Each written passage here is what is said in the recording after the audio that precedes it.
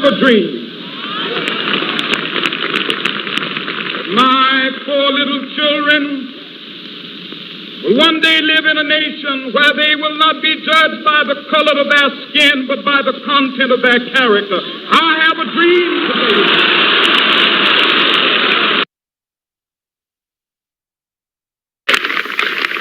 This will be the day when all of God's children will be able to sing with new meaning, "My country, tears of thee. Sweet land of liberty, of thee I sing. Land where my fathers died, land of the pilgrim's pride.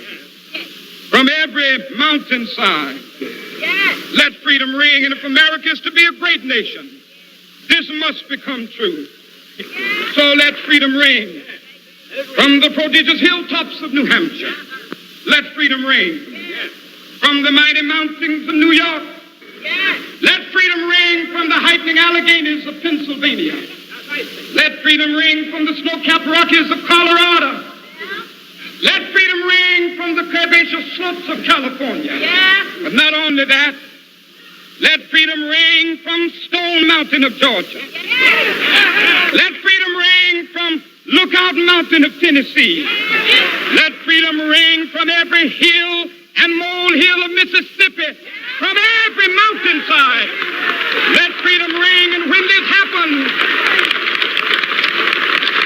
when we allow freedom ring, when we let it ring from every village and every hamlet, from every state and every city, we will be able to speed up that day when all of God's children, black men and white men, Jews and Gentiles, Protestants and Catholics, will be able to join hands and sing in the words of the old Negro spiritual, "Free at last, free at last. Thank God Almighty, we are free at last."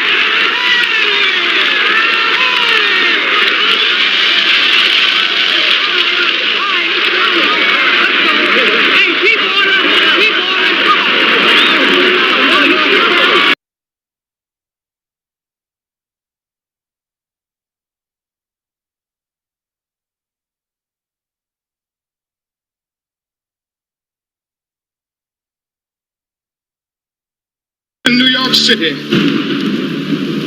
it was a dark Saturday afternoon. The minute black woman came up, the only question I heard from her was, "You Martin Luther King?" And I said yes. The next minute I felt something beating on my chest. Before I knew it, I had been stabbed by this demented woman.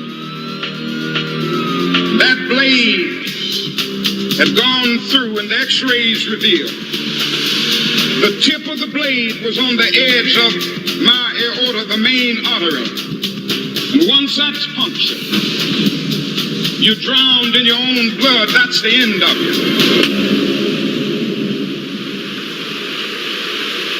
It came out in the New York Times the next morning that if I had merely sneezed, I would have died.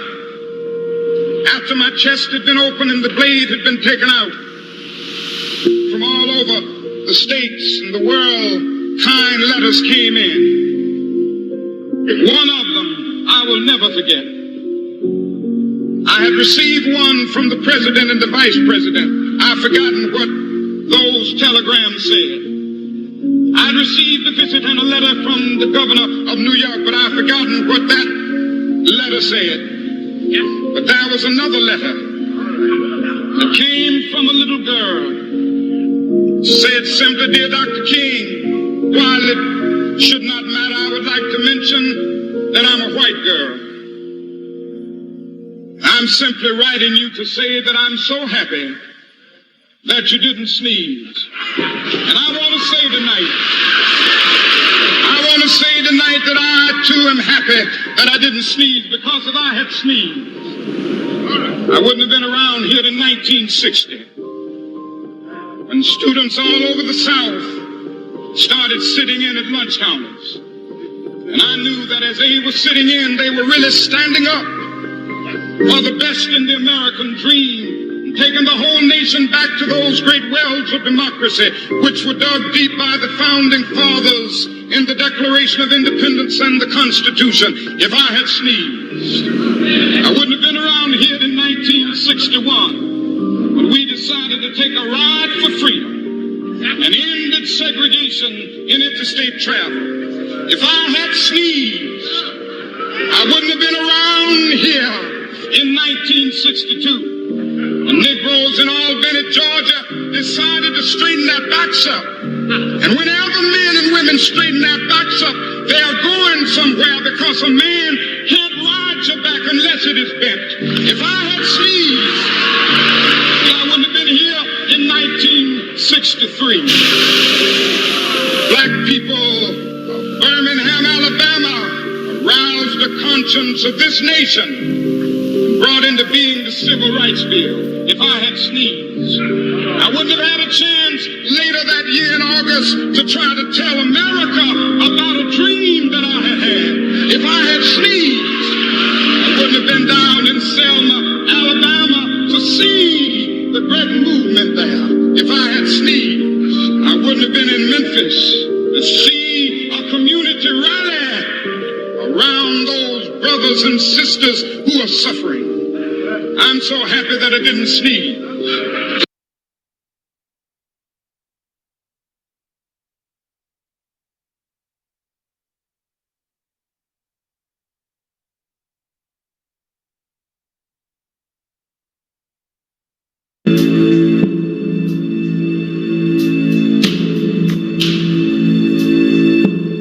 We've got to give ourselves to this struggle until the end. Nothing would be more tragic than to stop at this point in Memphis. I want to thank God once more for allowing me to be here with you. I left Atlanta this morning and then I got into Memphis. And some began to say the threats, or talk about the threats that were out. What would happen to me from some of our sick white brothers. Well, I don't know what will happen now. We've got some difficult days ahead. But it really doesn't matter with me now because I've been to the mountaintop. I